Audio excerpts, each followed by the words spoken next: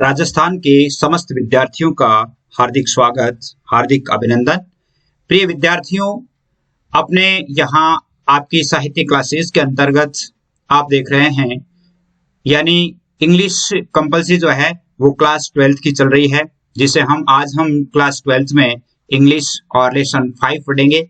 इससे पहले अपन ने 4 पाठ पढ़ लिए और चारों पाठों में आज पांचवा जो पाठ है वो है India's gift to the world, यानी विश्व को भारत के उपहार। और इसमें 2 इसके पार्ट किए गए हैं, फर्स्ट और सेकंड, जिसमें से आज हम फर्स्ट पार्ट का पार्ट फर्स्ट पढ़ेंगे। यानी इसके भी 2 पार्ट किए गए हैं, जिसमें पार्ट फर्स्ट हम पढ़ेंगे हाउ योगा हील्स।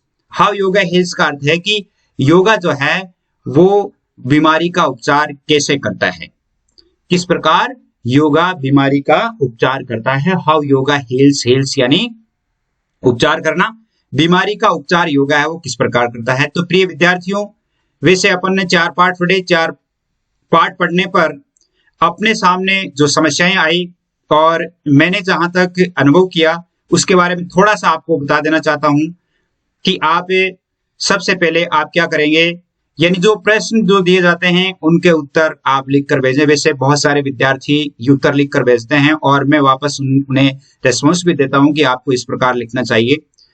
तो ये बहुत अच्छी बात है, आपको उत्तर लिखने चाहिए, चाहे आप गलत लिखें लेकिन उत्तर आपको लिख के देना है, क्योंकि जब आप लिखेंगे ही नहीं तो गलत या सही का क्या पता चलेगा। इसलिए आपको अवश्य ही इनका उत्तर लिखना चाहिए।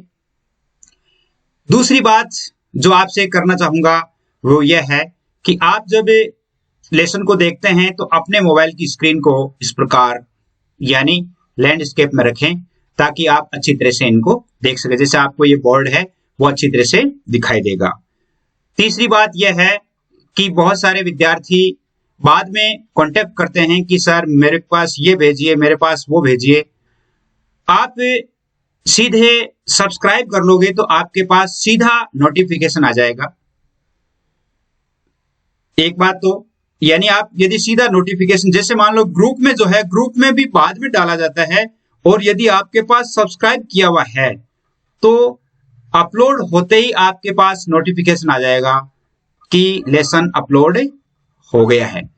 लेसन अपलोड होने का नोटिफिकेशन आपके पास आ जाता है। तो आप इसको सब्सक्राइब कर लें, या फिर अपने जो ग्रुप बने हुए हैं उन ग्रुप में बने हुए 3 वैसे ग्रुप बने हुए हैं, चौथा ग्रुप है वो शुरू हो रहा है और 4 ही ग्रुप बनाऊंगा, इसके बाद कोई ग्रुप नहीं बनाऊंगा। और जो ग्रुप में जो विद्यार्थी बने रहेंगे वर्ष पर्यंत, उनके लिए बहुत अच्छा रहेगा, समय समय पर उनके लिए सामग्री डाली जाएगी।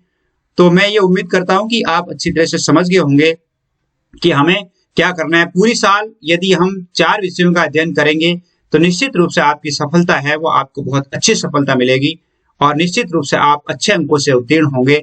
इसके लिए आप निरंतर मेरे साथ बने रहिए और बहुत ही परिश्रम करके आपके लिए लेसन है वो बनाए जाते हैं।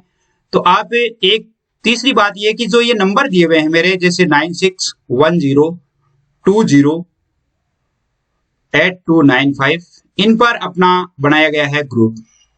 लेकिन ग्रुप में आवश्यक यदि आपके काम से संबंधित हो, आपका काम क्या है, यानी एजुकेशन से संबंधित बात पूछनी हो, तो ही आप मैसेज करें या कॉल करें, अन्यथा नहीं करें, क्योंकि फिर आप ये कहेंगे कि हमारी कॉल का उत्तर नहीं देते हैं।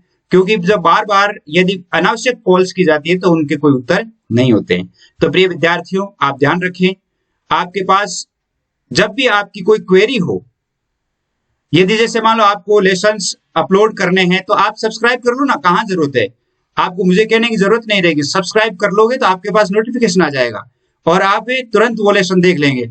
उस लेसन में आपको क्या लगा, आपने प्रश्न लिखे, प्रश्नों के उत्तर लिख के भेजो, बहुत अच्छी खुशी होगी।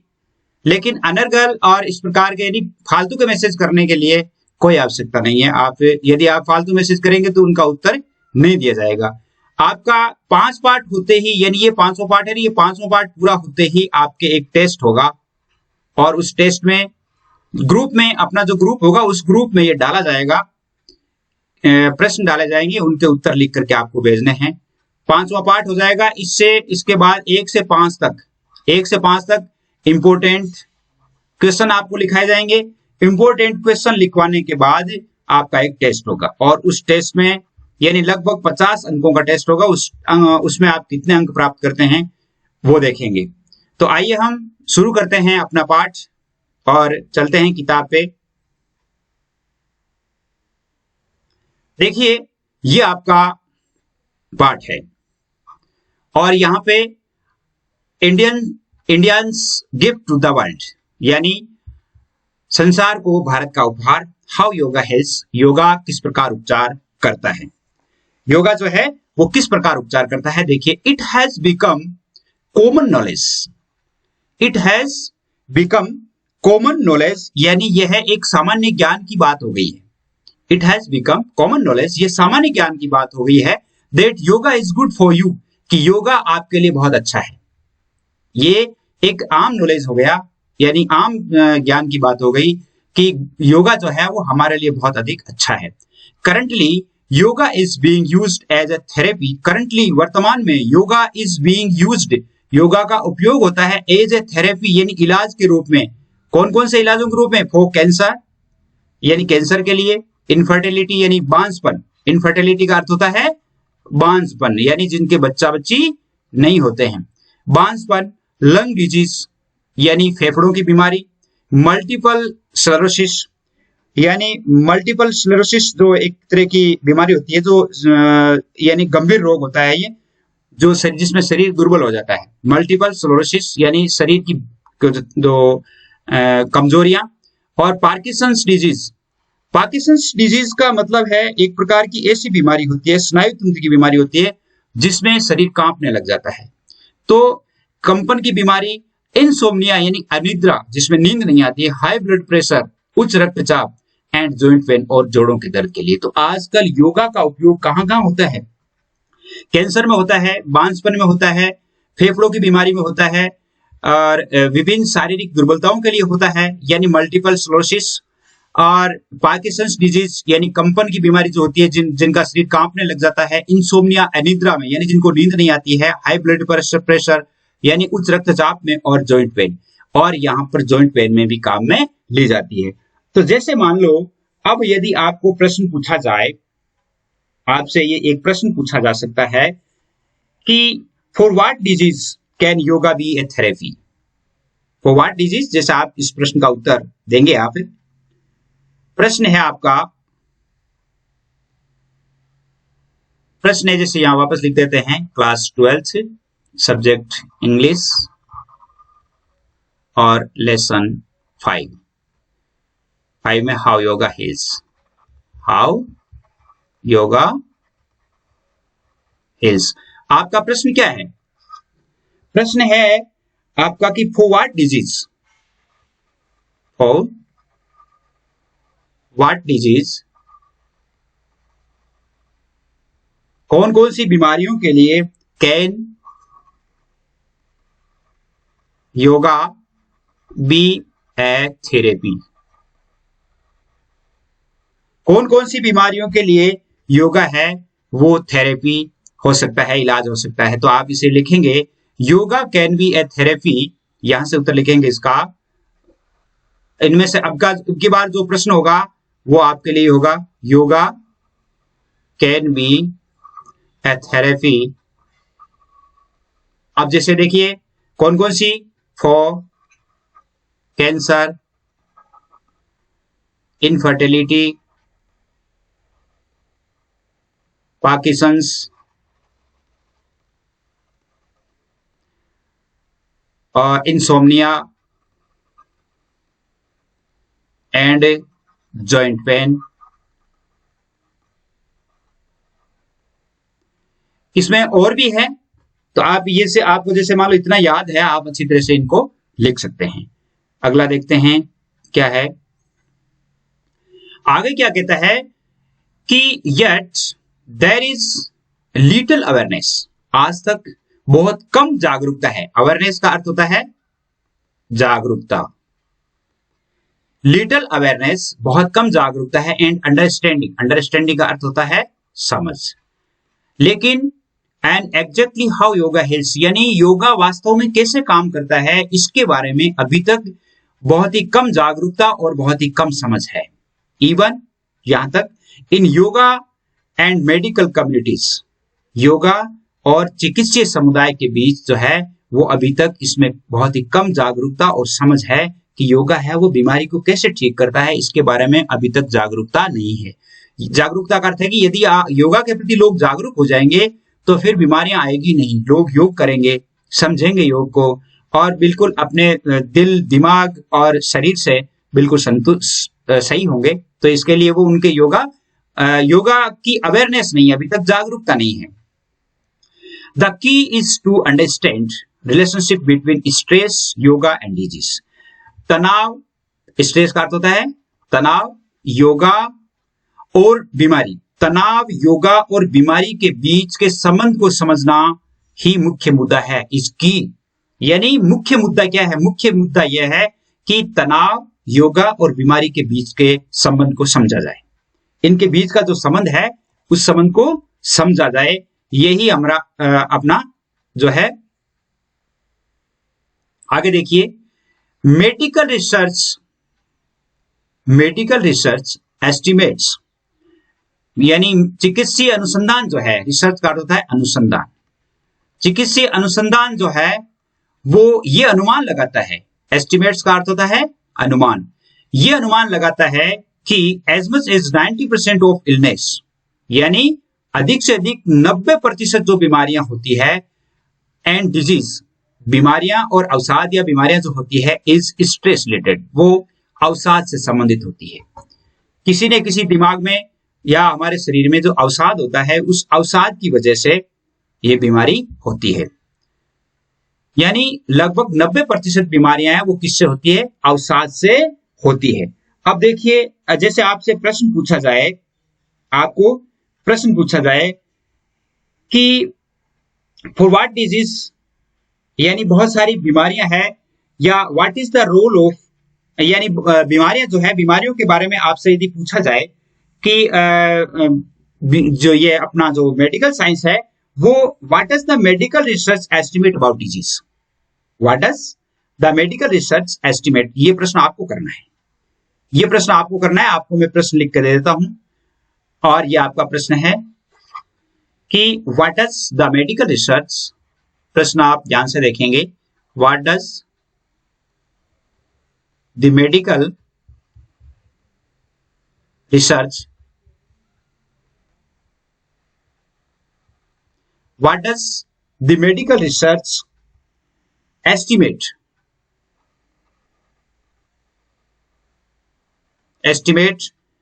about the cause of disease, about the cause of disease, बीमारियों के कारण के बारे में मेडिकल साइंस है या मेडिकल रिसर्च है वो क्या अनुमान लगाता है। आप ये देख सकते हैं कि medical research estimates that 90% disease are cause of stress, यानी स्ट्रेस से ही होती है। चलते हैं अपनी किताब पे, आगे देखिए, a few of many disease, बहुत सारी बीमारियों में से कुछ, कुछ ऑफ मैनी डिजीजेस, यानी बहुत सारी बीमारियों में से कुछ, एंड कंडीशंस, उनकी स्थितियां, that have been linked to an over active stress response include, बहुत सारी बीमारियों में से उनमें से कुछ जो बीमारियां होती है उनकी परिस्थितियां जो है वो स्ट्रेस से रेस्पॉन्स करने में, यानी स्ट्रेस के कारण ही, ओवर एक्टिव यानी अत्यधिक अवसाद के कारण ही होती है, या अत्यधिक अवसाद ही उनका संबंध होता है। अत्यधिक अवसाद के कारण वो बीमारियां होती है, जिनमें इंक्लूड, इसमें कौन कौन सी है? कार्डियोवैस्कुलर, हृदय संबंधी बीमारियां, डिप्रेशन, तनाव, एंग्जाइटी, चिंता, some types of diabetes mellitus सिटिसी, यानी मधुमेह की बीमारी, जैसे कार्डियोवैस्कुलर, हार्ट से संबंधित जो बीमारी होती है, तनाव से संबंधित जो बीमारी होती है, चिंता से संबंधित जो बीमारी होती है, और मधुमेह की जो बीमारी होती है, ये बीमारियां हैं वो ओवर एक्टिव जो या ओवर स्ट्रेस के कारण ही होती है, यानी अत्यधिक तनाव के कारण ही होती है। आगे देखिए, what we feel as stress, what we feel as stress, जो कि हम स्ट्रेस में क्या महसूस करते हैं, जैसा कि व्हाट, जैसा कि हम स्ट्रेस में या तनाव में, अवसाद में क्या फील करते हैं, is the product of sympathetic nervous system. यह हमारे जो प्राणुकंपी तंत्रिका तंत्र है उसकी उपज है। प्रोडक्ट यानी उपज, यानी हमारे जो प्राणुकंपी तंत्रिका तंत्र है उससे हमारे शरीर में स्ट्रेस उत्पन्न होता है, और द फाइट और फ्लाइट, और इसे लड़ो या भागो भी कहा जाता है।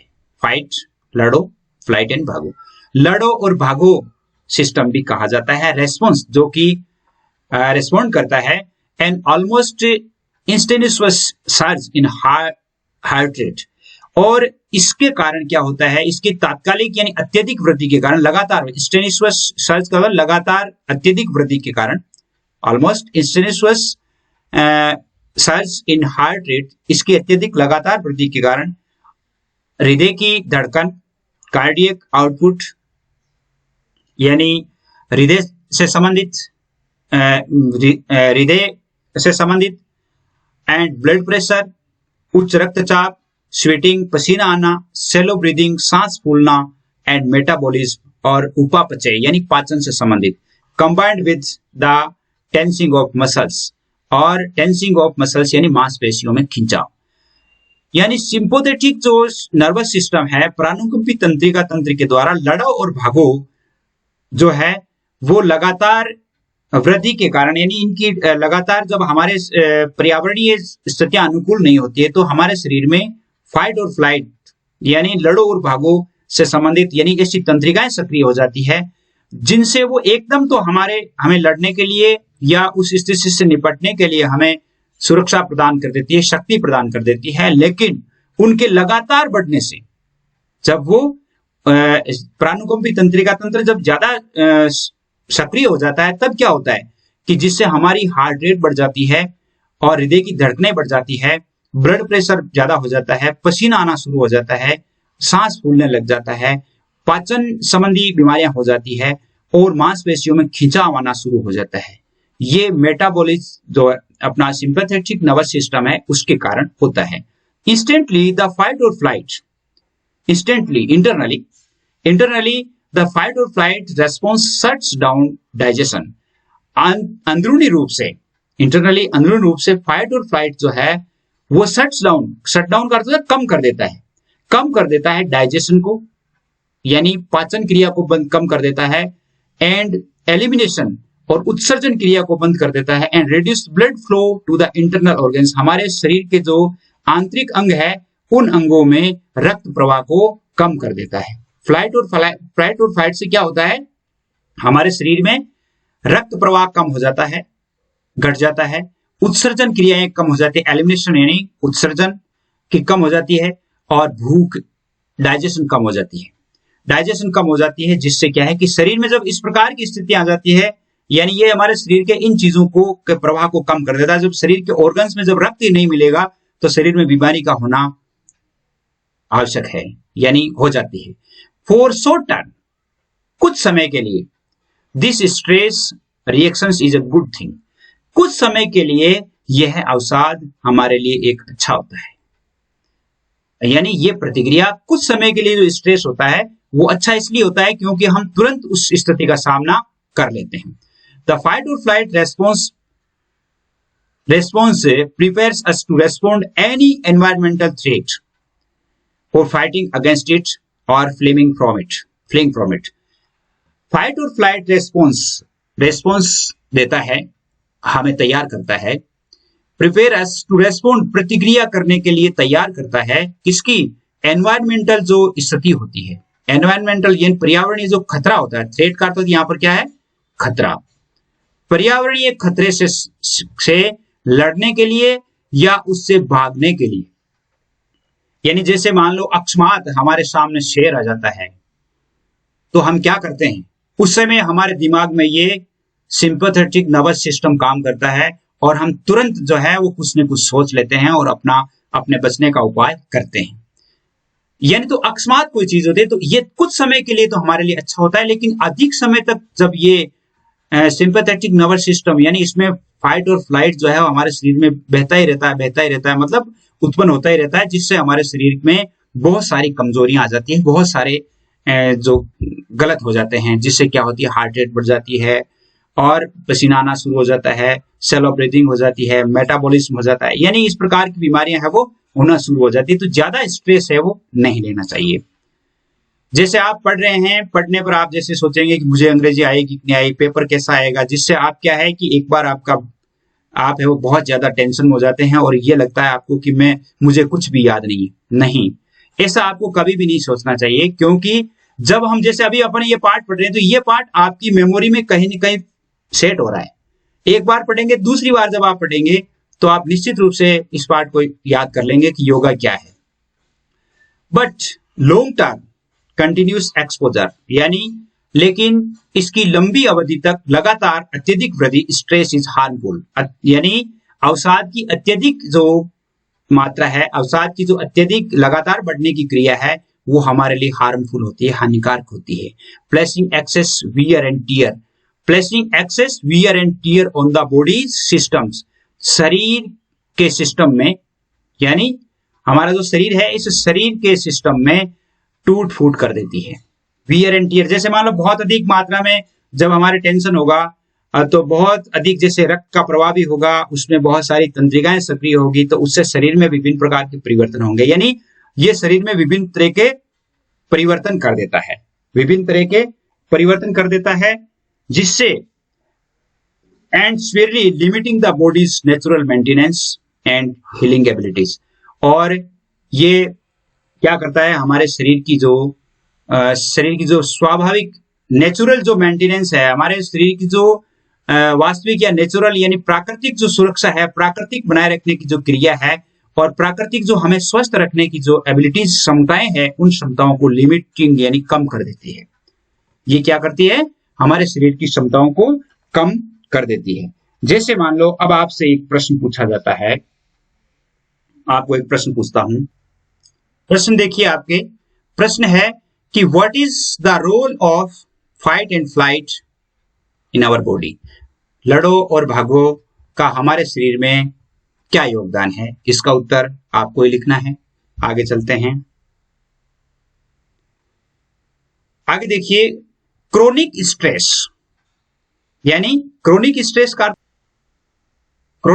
का अर्थ होता है कि दीर्घकालिक अवसाद, यानी लंबे समय तक तनाव रहना।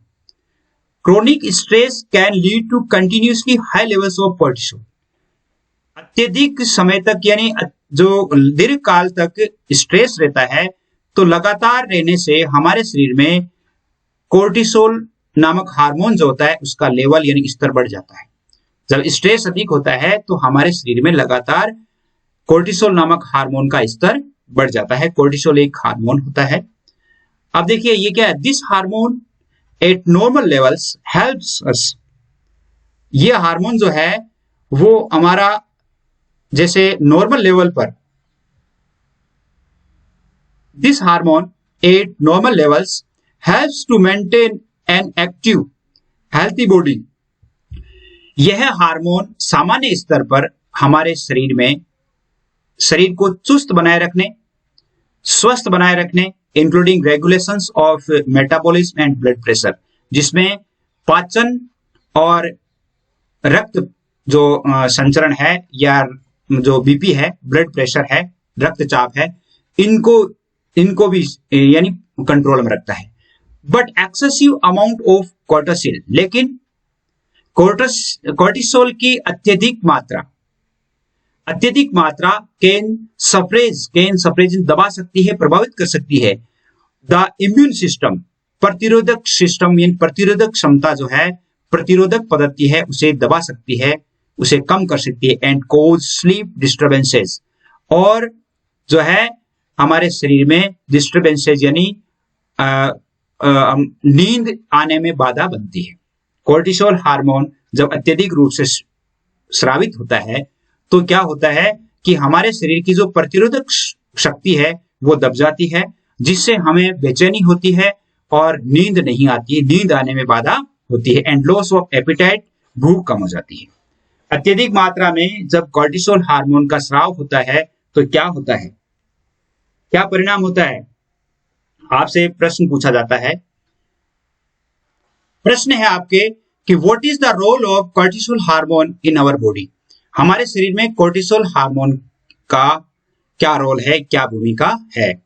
तो कॉर्टिसोल हार्मोन का क्या रोल है इसमें कि कॉर्टिसोल हार्मोन जो है वो हमारे शरीर की जो क्षमता है, यानी शरीर को निरोग बनाए रखने में, जैसे इसे आप कहां से लिख सकते हैं, देखिए इसे आप यहां से लिख सकते हैं, cortisol hormone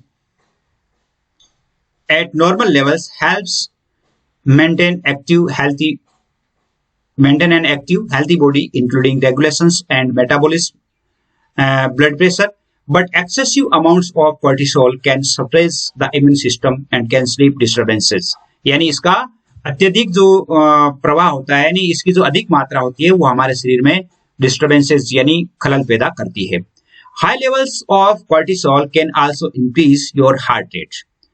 अगर हमारे शरीर में जो कॉर्टिसोल हार्मोन है उसका यदि हाई लेवल होगा, उच्च स्तर होगा, उच्च स्तर पर जब हमारे शरीर में ये स्रावित होगा तो हमारे शरीर में यानी हार्ट रेट, हृदय की धड़कन बढ़ेगी, ब्लड प्रेशर बढ़ेगा एंड योर कोलेस्ट्रॉल यानी एक वसा होती है वो बढ़ जाएगी, एंड ट्राइग्लिसराइड लेवल्स यानी ट्राइग्लिसराइड लेवल यानी ये भी एक तरह की वसा होती है।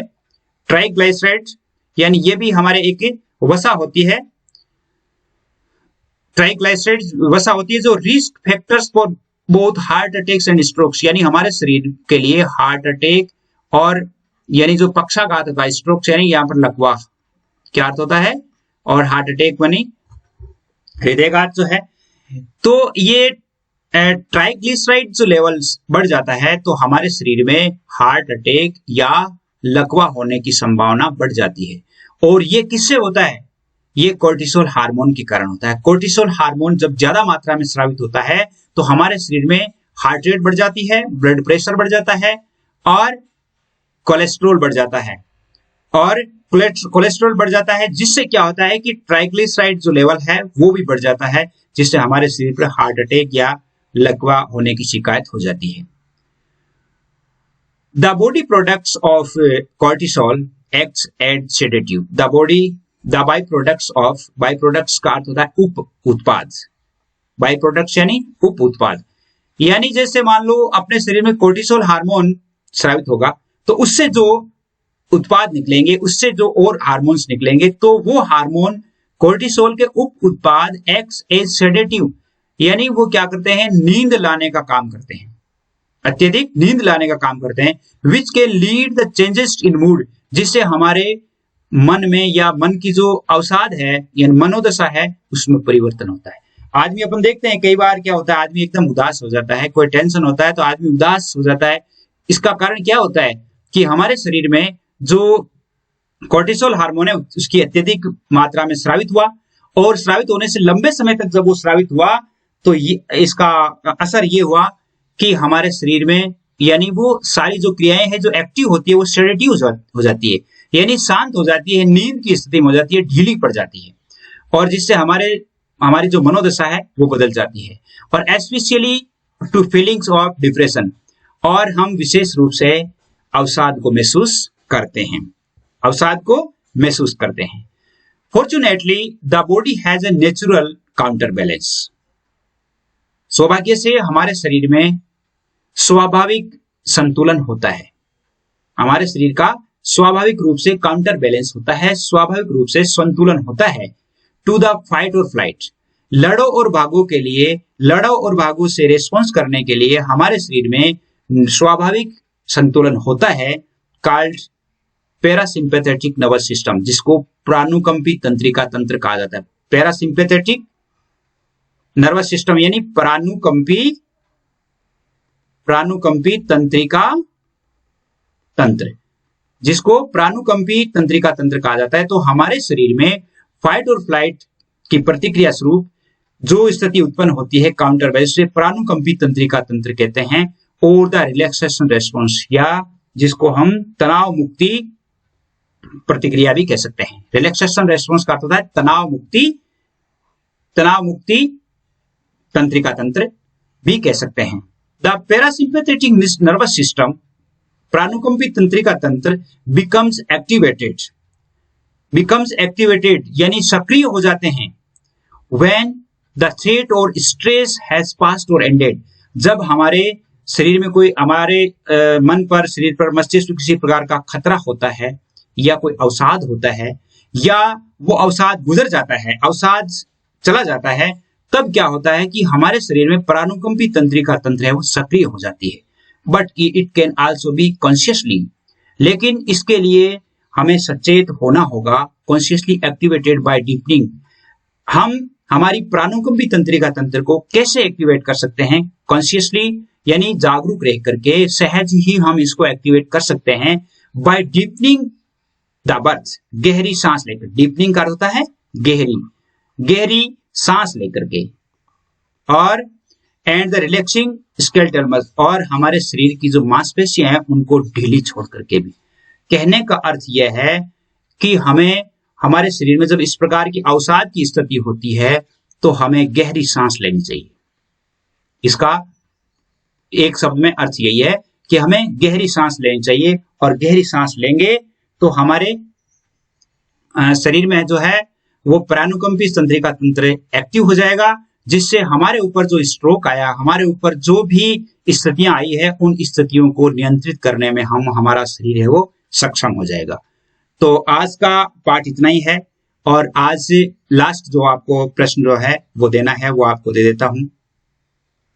तो देखिए, आपके अंतिम जो प्रश्न है, व्हाट इज पैरासिम्पैथेटिक सिस्टम, प्राणुकंपी तंत्रिका तंत्र क्या है, और how can parasympathetic system be activated, प्राणुकंपी तंत्रिका तंत्र को किस प्रकार जो है वह सक्रिय किया जा सकता है। तो ये इन प्रश्नों के उत्तर आपको लिखने हैं, और आप निश्चित रूप से लिखेंगे, ये उम्मीद करता हूं, और निश्चित रूप से आप लिखेंगे। तो अगले वीडियो तक जय हिंद, जय भारत।